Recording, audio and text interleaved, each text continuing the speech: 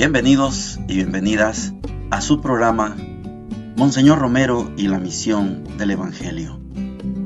Un programa que lleva dos objetivos: conocer a Monseñor Romero y estudiar la Sagrada Escritura con un juicio crítico desde la teología de la liberación.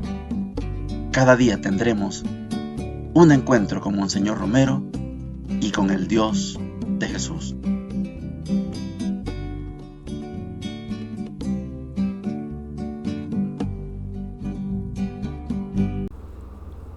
Hola, ¿qué tal? Este es su programa Monseñor Romero y la misión del Evangelio. Estamos ya en los últimos días del mes de octubre. Quiero contarles que a partir de las 5 de la mañana de este día miércoles ya está disponible el video número 11, la sesión número 11 de nuestra historia de la iglesia. Es la iglesia en El Salvador, cómo llegó el movimiento de la iglesia, cómo surgió la diócesis y la arquidiócesis y cómo surgieron las otras diócesis en el país. Ahí está un desglose, es un curso elemental, no se puede adquirir tanta profundidad, primero porque no soy historiador y segundo por el tiempo, pero con este video número 11 estaremos listos para comprender, creo yo, el objetivo principal de todo este curso, que es tratar de hacer un acercamiento a la iglesia de Monseñor Romero. Esta será la sesión número 12, pero la 11 la necesitamos para tener bien ese contexto. Les invito a que los que no han estado siguiendo este curso, busque ahí en la página, en el YouTube, Monseñor Romero y la misión del Evangelio, y en la lupa ahí pueden buscar Historia de la Iglesia, sesión 1, o primera sesión, segunda sesión, y ahora estamos en la 11ª sesión. Ahí está el curso que impartimos allá en la Vicaría Monseñor Romero en Soyapango, y con eso vamos a tener algunos elementos para hablar de nuestra iglesia. El objetivo nuestro era aprender a amar más a nuestra iglesia, madre y maestra. En la primera parte, hoy vamos a comenzar una nueva homilía. Tengo la pretensión de que aprendamos de Monseñor Romero esta figura del martirio, porque vamos a estudiar ahora el martirio del padre Alfonso Navarro, párroco de la colonia Miramontes, de la parroquia La Resurrección, profesor de algunos colegios, como dice la canción que nos regaló Guillermo Cuéllar Piquín. Las hijas de militares le grabaron las clases y en base a esas clases dijeron: este es subversivo, y lo mataron. Lo mataron junto a un niño, Luisito. ¿Qué tenía que ver el niño en esto? Pero así es, las fieras, como canta también Guillermo Cuéllar, las fieras uniformadas. Oigamos a Monseñor.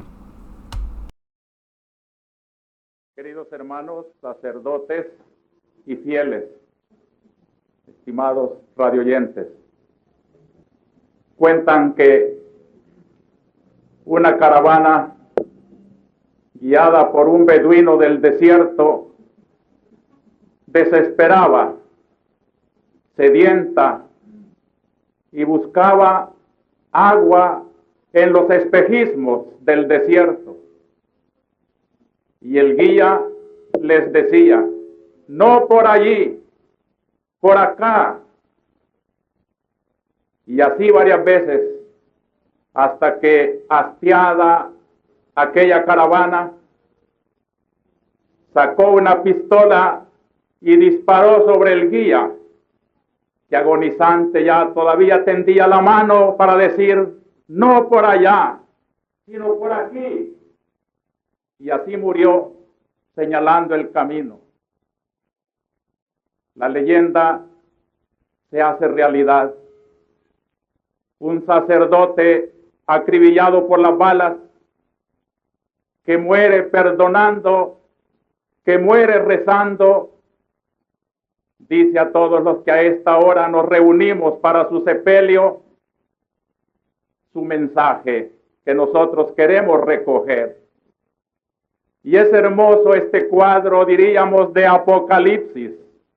200 sacerdotes por lo menos están aquí, de todas las diócesis de El Salvador, acompañando fraternalmente el dolor de la arquidiócesis y sobre todo recogiendo este gran mensaje de Alfonso Navarro, sacerdote ya difunto, pero siempre predicando, porque la voz del sacerdote no muere.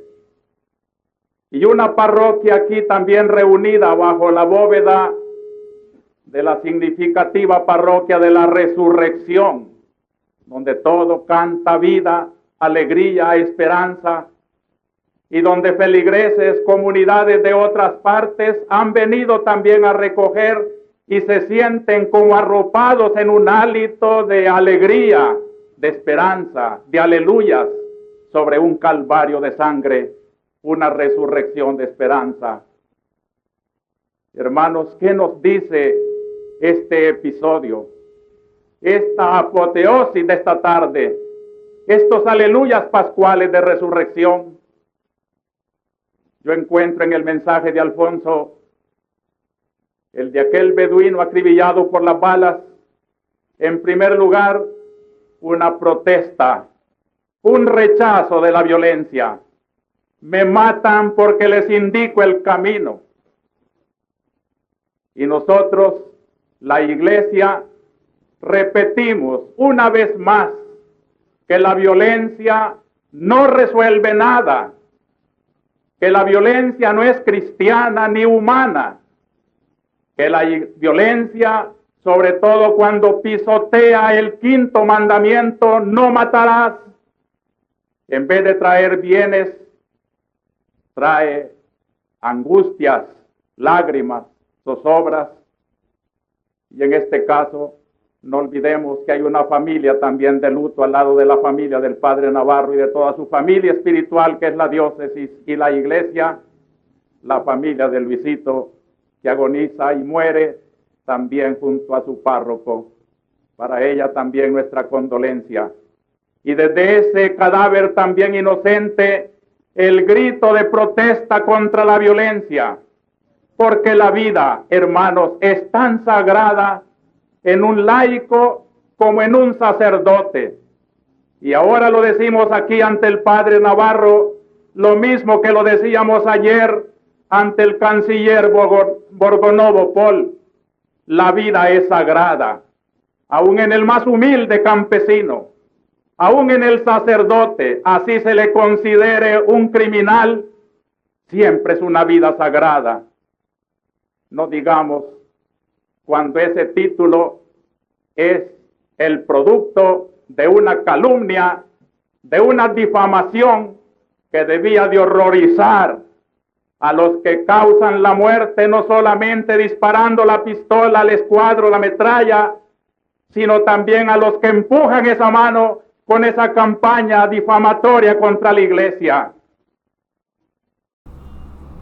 Créame que personalmente me es difícil hacer reflexiones sobre esta coyuntura que vive Monseñor Romero, porque lo escuchamos el 20 de marzo, ayer terminamos esa homilía del 20 de marzo, precisamente con esa decisión valiente de realizar, de celebrar una sola misa en toda la arquidiócesis, porque han asesinado al padre Rutilio Grande, a Nelson Rutilio y a Manuel Solórzano.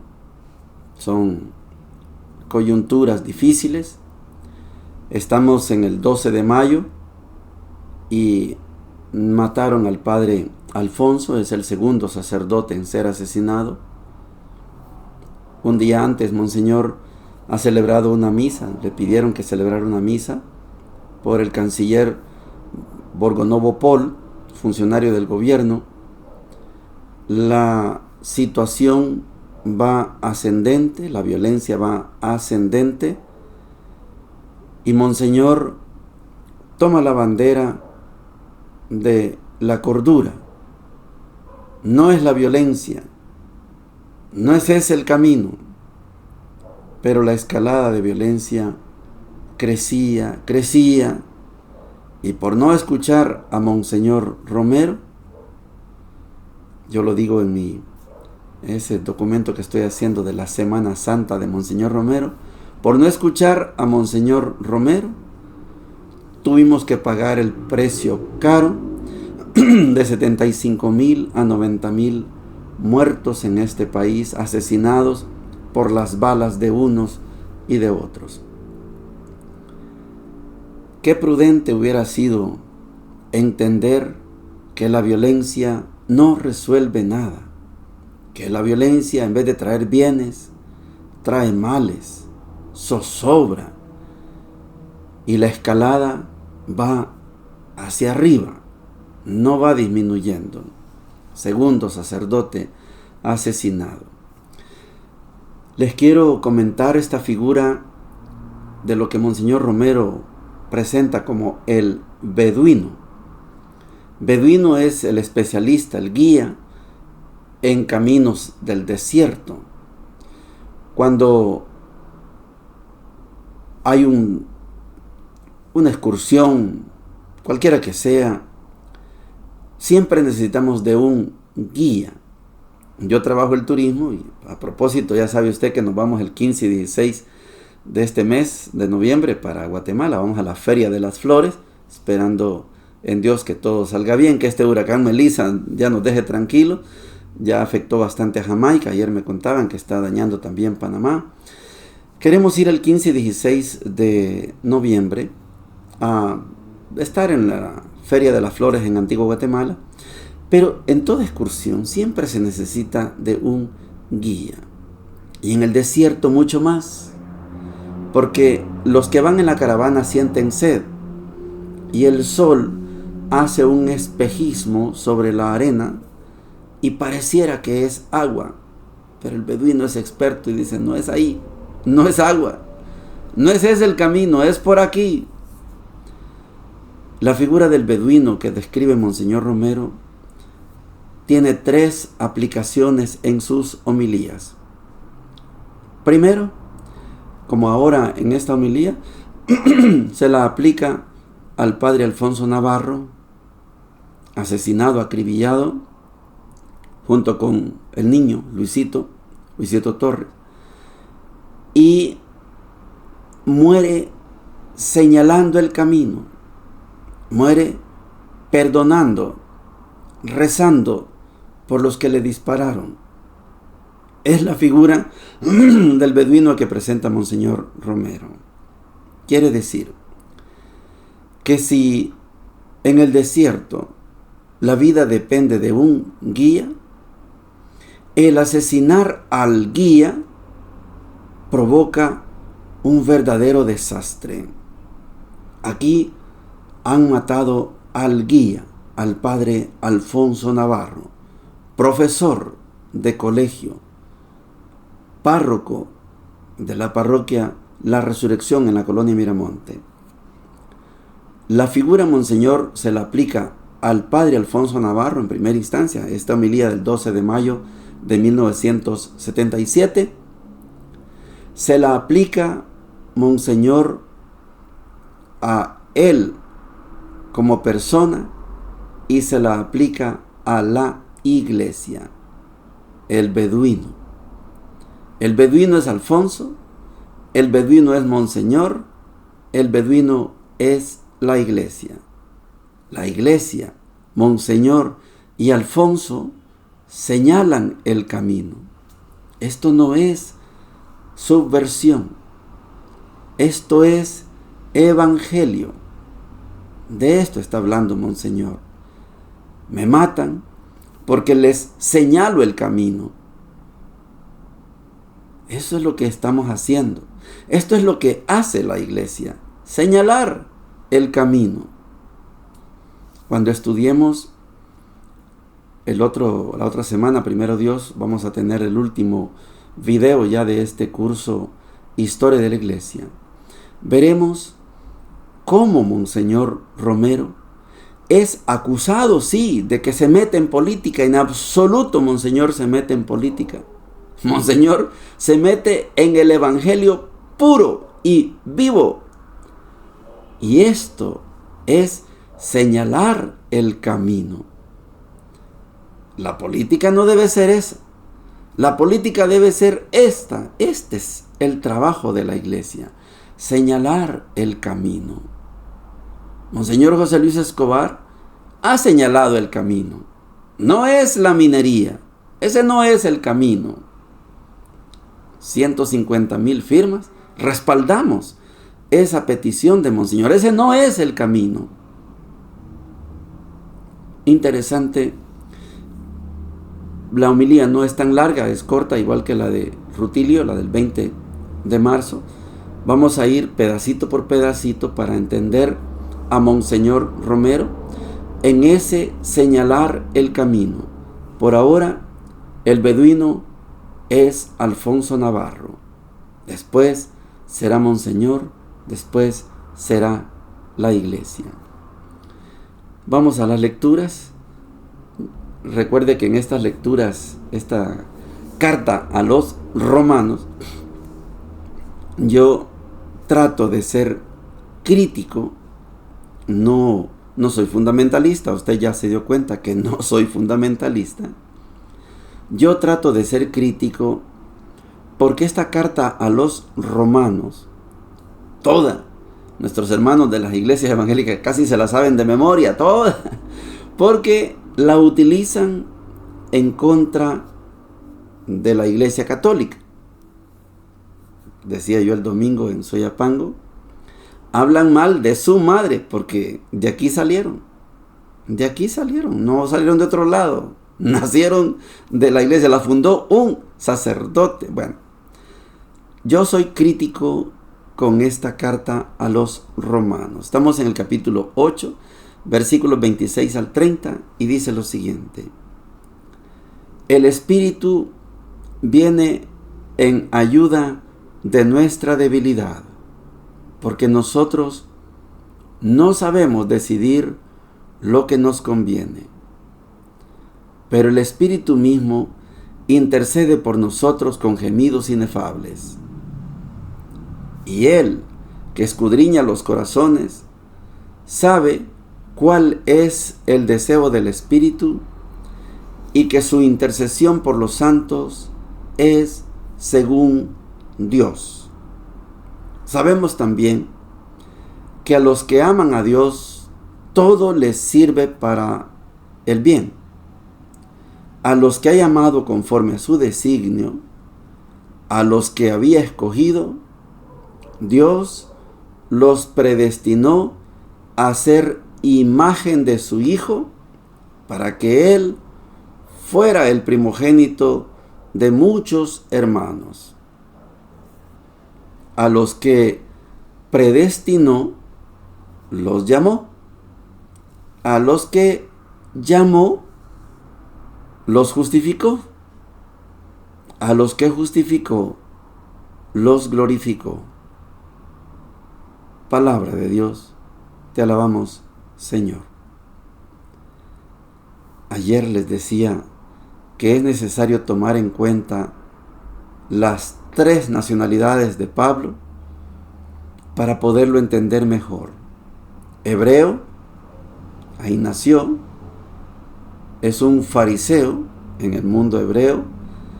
Hay esos 4 grupos, más de 4 grupos que hemos estudiado: los celotes, los saduceos, fariseos y los esenios. Son grupos. Pablo pertenece a los fariseos, es un hebreo. Pablo también es ciudadano romano, es imperial, Y la nacionalidad, también la tercera, es un ciudadano griego. Por ser griego, por tener pensamiento griego, Pablo, voy a decir esto, sí, comete estos errores que yo estoy seguro que no a todos les va a gustar. Pero Martín Lutero, aprendiendo de Pablo, sobre todo en esta carta a los romanos, aprendió aquella figura que le llamamos el determinismo. ¿Cuántas veces usted ha escuchado que Dios tiene un plan? Y está bien que haya un plan, pero esto que Pablo señala aquí es sumamente delicado. Me voy a detener en esto. Voy a usar y a profundizar en esta palabra que Pablo usa en Romanos 8, 26 al 30, la palabra designio. A los que ha llamado conforme a su designio, es un designio de Dios.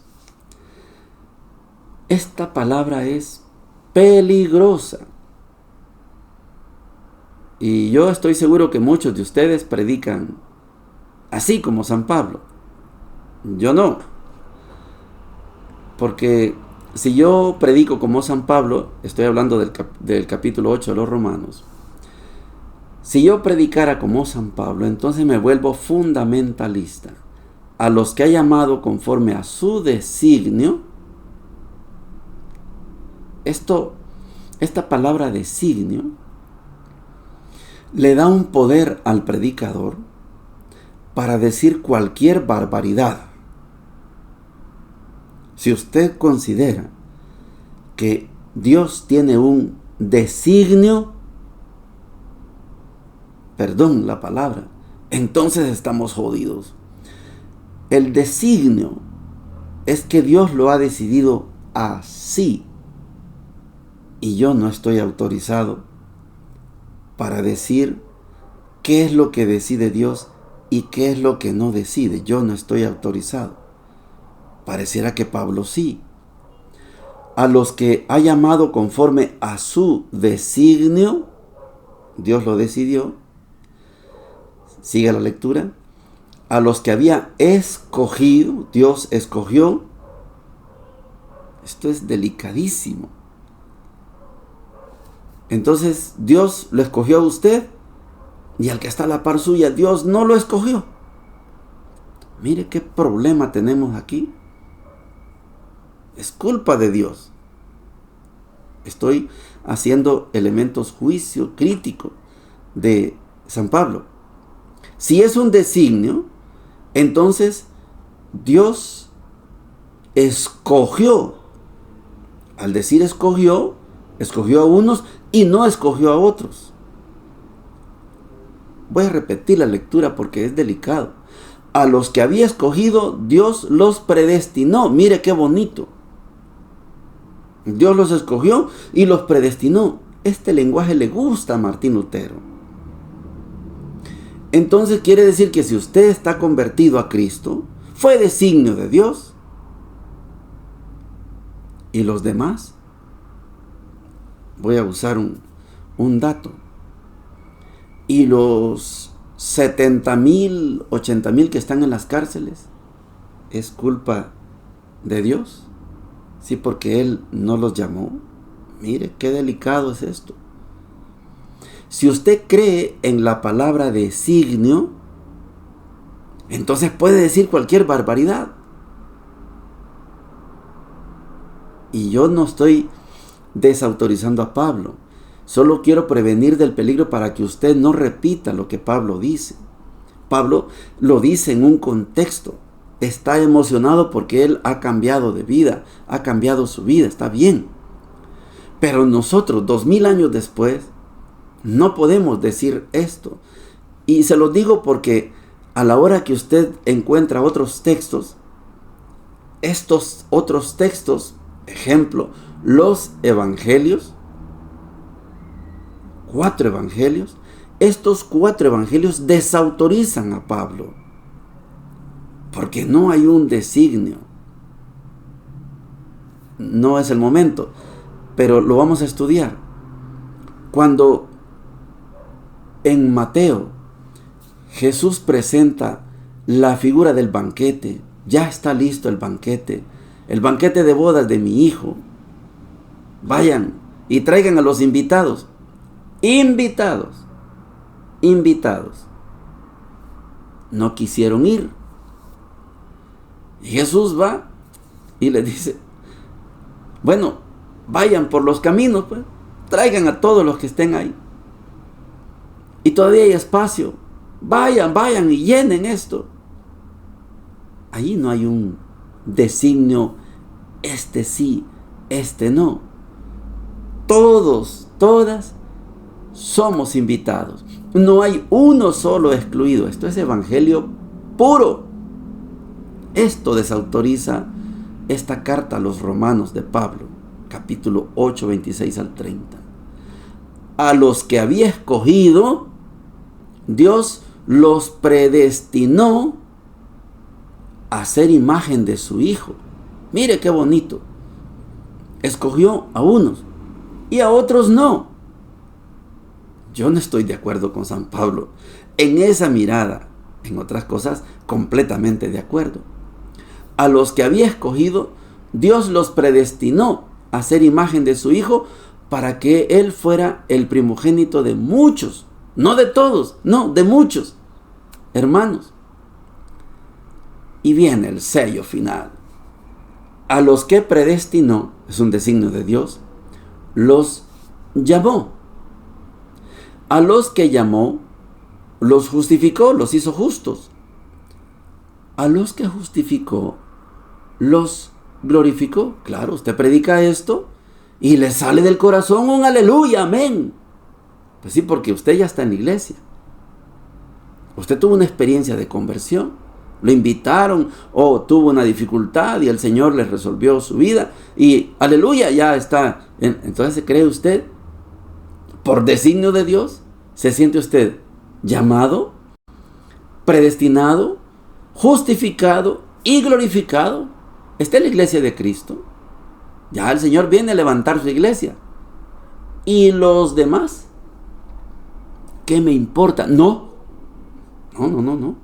es así el lenguaje. Esa no es la predicación. Me importan todos. Yo no puedo decir, yo ya estoy salvo. ¿Qué me importan los demás? Yo les prediqué, les dije. Esta no es predicación evangélica. Es predicación paulina, claro, ahí está en el capítulo 8 de Romanos. Pero no es predicación evangélica. Y la salvación no la decide usted. Usted no decide quién se salva y quién no se salva. No ande predicando eso, por favor. ¿Para qué no aceptan a Cristo, pues? Pero esa no es decisión suya. Pablo creyó que hay unos por designio de él. Hay unos que por designio son llamados, predestinados, justificados y glorificados. Y usted que está en una iglesia cualquiera, católica o no católica, se siente dichoso porque usted fue llamado, predestinado, justificado y glorificado. Aleluya. Pues sí. Usted es una persona especialísima para Dios. Claro, eso lo predica cualquier predicador que no se llama Mauricio Merino. Yo no predico así. No puedo. Porque la liberación, la salvación, no es exclusiva de unos cuantos. No. La salvación es universal. Si creemos en el Mesías universal, no el Mesías de Pablo que venía a restaurar las 12 tribus de Israel, como predican los testigos de Jehová, se salvan 144,000, ¿no? Siga leyendo el Apocalipsis. Y después había una gran muchedumbre, no es exclusiva de unos cuantos. Dios es un papá que quiere que todos nos salvemos. ¿De qué depende? De usted y de ellos, de mí y de ellos. Aquí hay un programa. Yo trato de instruir con lo poquito que sé, o lo mediano que conozco. Me he pasado muchos años estudiando. Sí, y sigo estudiando. Pero yo les comparto mi visión. Poca gente conozco que le haga juicio crítico a Pablo. Tienen temor que la iglesia le llame anatema y lo sancione. Yo no tengo ese problema. Pero no puedo permitir que se predique más a San Pablo que a los evangelios. Eso a mí no me gusta. Claro que no soy obispo para sancionar, pero no me gusta. Porque San Pablo es desautorizado por muchos pasajes del evangelio, como esto. Dios no escoge, este sí, este no. No, eso sería un dato de verdad muy malo. Un Dios muy malo. ¿Por qué no me escogió a mí? Y yo soy pecador. ¿Por qué los que mataron al padre Alfonso mataron al padre Alfonso? Y al niño, ¿qué culpa tiene un niño? Y le pegaron sendos balazos a Luisito. ¿Por qué ellos se dedicaron a matar? Si Monseñor predicaba para todos. Monseñor no decía, vaya, ahorita ustedes, escúchenme porque ustedes se van a salvar. Eso es una falsa predicación. Y el mayor Roberto D'Aubuisson, ¿por qué no quiso convertirse? ¿Por qué no quiso arrepentirse? Es problema de él. Pero Dios nunca lo condena.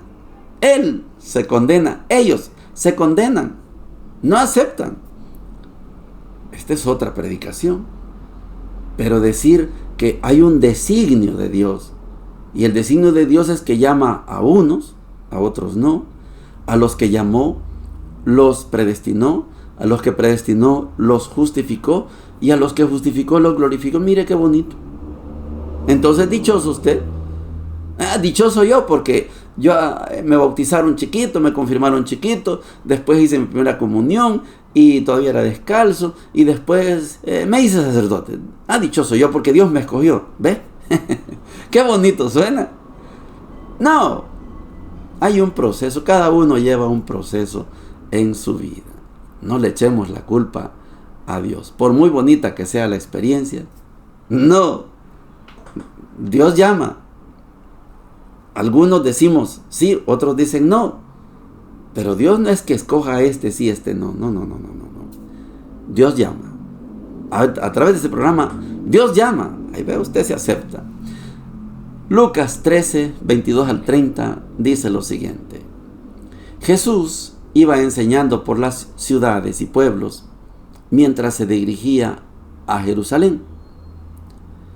Una persona le preguntó, Señor, ¿es verdad que son pocos los que se salvan? Él respondió, traten de entrar por la puerta estrecha, porque les aseguro que muchos querrán entrar y no lo conseguirán. En cuanto el dueño de casa se levante y cierre la puerta, ustedes desde fuera se pondrán a golpear la puerta diciendo, Señor, ábrenos. Y él les responderá, perdón, no sé de dónde son ustedes. Entonces comenzarán a decir, hemos comido y bebido contigo y tú enseñaste en nuestras plazas. Pero él les dirá, no sé de dónde son ustedes. Apártense de mí, todos los que hacen el mal. Ahí habrá llantos y rechinar de dientes, cuando vean a Abraham, a Isaac, a Jacob y a todos los profetas en el reino de Dios, y ustedes sean arrojados afuera. Y vendrán muchos de oriente y de occidente, del norte y del sur, a ocupar su lugar en el banquete del reino de Dios. Hay algunos que son los últimos y serán los primeros. Y hay otros que son los primeros y serán los últimos. Palabra del Señor. Gloria y honor a ti, Señor Jesús. Yo no culpo a San Pablo de lo que escribió en Romanos 8, 26 al 30. No lo culpo, no puedo. es hijo de su tiempo y escribió lo que él sentía en su corazón. Qué lástima que San Pablo no leyó Lucas capítulo 13, versículos del 22 al 30. Estos últimos serán los primeros y los primeros serán los últimos. ¿Acaso Jesús dice,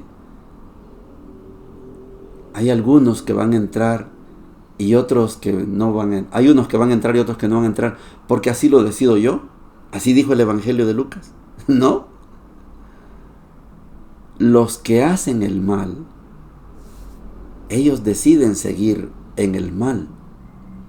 Si alguien que hace el mal, ahí tenemos el ejemplo de Pablo, él andaba haciendo el mal. Dejó de hacer el mal Pablo y se convirtió en el gran apóstol de la iglesia. Uno de los dos grandes pilares, Pablo y Pedro, son los dos grandes pilares. Pero porque Pablo tuvo un encuentro con Dios y él creyó en ese encuentro y dejó de hacer el mal y se puso a hacer el bien. Pero Anás y Caifás escucharon a Jesús directamente y no se convirtieron. Y Pilato no se convirtió y Herodes no se convirtió. Problema de ellos. Si le hubieran hecho caso a Jesús, estuvieran contados como Nicodemo y José de Arimatea como santos varones. Pero ellos no quisieron. Pablo sí quiso. Pero el banquete de bodas es para todos y para todas. Son pocos los que se van a salvar. Solo basta entrar por la puerta angosta, la puerta estrecha. Entren por ahí. No vayan por la puerta ancha, no, hombre. Busquen la puerta estrecha. No hay un designio que diga, este es el llamado, el predestinado, el justificado y el glorificado. Y los demás, ¿qué me importan? Ese Dios no es el Dios de Jesús. Ese será el Dios de Pablo porque es el Dios judío. El Dios de Jesús quiere que todos y todas nos salvemos. ¿Y Judas se condenó? No me toca a mí. Eso dice eso. Eso le toca al Padre. Pero se ahorcó. Sí, pero eso le toca al Padre. ¿Quién está autorizado para decir este sí, este no? Hace bastantes años, era yo un niño, mis coterráneos, mi hermano que está cumpliendo años hoy, saludos Rigo, ya está llegando a los 80 años. Allá en Armenia, pueblito pequeño, había una señora que decían que le faltaban 5 para el peso, decimos, no estaba completa en su mente, que se llamaba seguramente Hermosinda o algún nombre, pero le decíamos Chinda, y de apodo le decíamos Chindaleona, pero de niñitos aprendimos a decirle así. Ella quería mucho a mi papá, a pesar de que estaba un poco falta de su mente, pero donde veía a mi papá, le decía Tatita Miguel. Esta señora, Chinda, personaje mítico en mi pueblo, estuviera donde estuviera hablando con quien estuviera hablando, cuando sonaban las campanas, los dobles que se dan en mi pueblo, a las 12 del mediodía, esa mujer se hincaba y rezaba el ángelus. El ángel del Señor anunció a María y ella concibió por obra y gracia del Espíritu Santo. Dios te salve María, todo el ángelus a las 12, estuviera donde estuviera. ¿Quién le enseñó esto a la Chinda? No lo sé. Y cuando se enojaba y la molestaban, agarraba piedras y nos agarraba pedradas, ¿sí? Si alguien le decía Chinda Leona, agárrese y corra, porque la muchacha corría también. Pero era una diversión. Pecados de niño. Debíamos respetar a Chinda. Pero la pongo de ejemplo porque esta señora, yo no sé si tuvo hijos, pero ya yo la conocí muy mayor. Pero esta señora o señorita estuviera donde estuviera, con su mente o sin su mente, se ponía de rodillas y rezaba el Ángelus, en el mercado, en la iglesia, en la alcaldía, en el parque, donde estuviera, a las 12, ¡tan! ¡Pan! El Ángelus. El ángel del Señor anunció a María. En esto justifico yo esto que le estoy diciendo. ¿Acaso Dios escogió a Chinda y no escogió a Mimbre, a Chico, a la Chepita, a la Pedrina? Los que son de Armenia saben de qué estoy hablando. No, cada uno decide. El banquete es para todos, pero unos son los que lo aceptan, los que aceptan ir al banquete, otros no aceptan, pero Dios invita a todos. Dios, perdón por San Pablo, Dios no tiene ese designio. Dios no decide. Nosotros sí, nosotros somos los que decidimos. Les recuerdo, ya está el video de la sesión número 11, la iglesia en El Salvador. Vaya, porque este video es necesario para que comprendamos el último de los videos. Es sobre la iglesia de Monseñor Romero. Bendiciones para todos y para todas. Hemos presentado Monseñor Romero y la misión del Evangelio. Hasta la próxima.